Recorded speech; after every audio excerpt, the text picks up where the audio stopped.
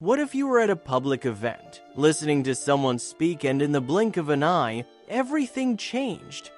That's what happened at Utah Valley University on September 10, 2025. Charlie Kirk, conservative activist and founder of Turning Point USA, was fatally shot while speaking to students. Today we're breaking down 10 shocking facts about the assassination, how it unfolded, what's known, what's unknown, and why this moment might be one of the most important in recent U.S.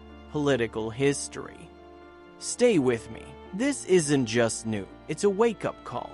The moment it happened, Charlie Kirk was on stage at UVU during his American Comeback Tour, speaking from a tented booth with a Prove Me Wrong table set up. Around 12:20 p.m. local time, one gunshot rang out.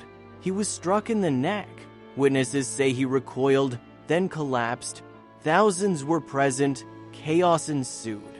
Hold up, because this isn't just about a single shot. What followed changes everything. The shooter's position, weapon recovered. Authorities believe the shot came from a rooftop building roughly 200 yards away. They later recovered a high-powered bolt-action rifle found near where the suspect fled. Imagine someone using long-range precision, then vanishing into the crowd. It turns a public speech into something terrifyingly tactical. Person of interest released. Investigators detained at least 2 individuals early on, but both were later released after determining no connection to the crime.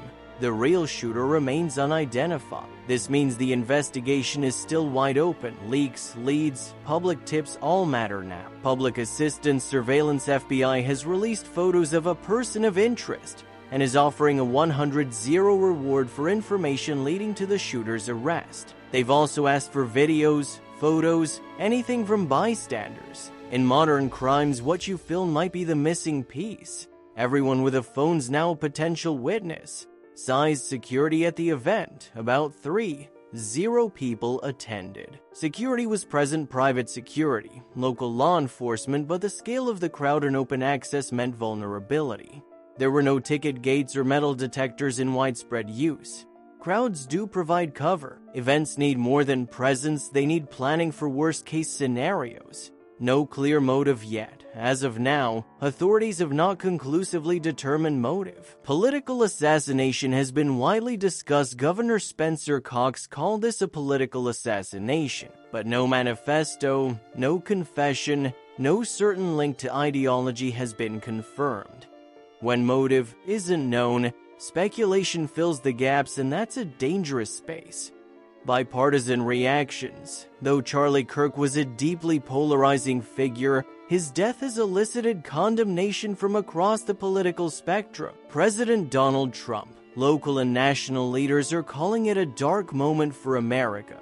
Some are calling for reflection on political rhetoric and preventing future violence. In tragedy, even political enemies often come together, if only briefly. Investigation in rapid development mode. A planned press conference was postponed due to rapid developments in the case. New details are emerging quickly. Photos, suspect leads, recovery of rifle, and newer surveillance footage.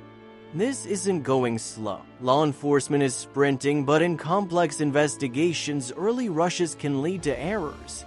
Implications for free speech and safety at public events. Kirk was speaking publicly in an academic environment. This event was part discussion, part outreach. The notion that someone can be shot while simply speaking raises major questions about event security, political discourse, safety, and whether campus spaces are safe for controversial voices. If speakers fear death, speech itself starts shrinking. Legacy and what comes next. Charlie Kirk's death is already being framed as a defining moment, a martyr for some, a warning for others. Symbolic gestures are underway.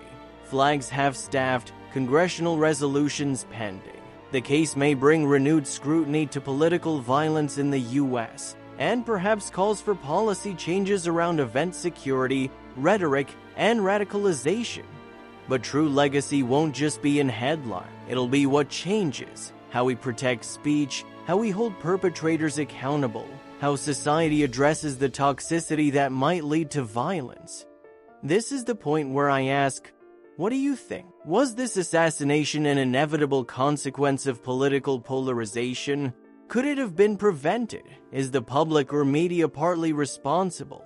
Drop your thoughts in the comments. This is a conversation we all need. If this video helped you make sense of what just happened, hit that like button, subscribe for more deep dives into the biggest stories of our time, and share this with someone you trust, because keeping informed is part of being safe. Because if the speaker can't be safe, nothing in public discourse can be.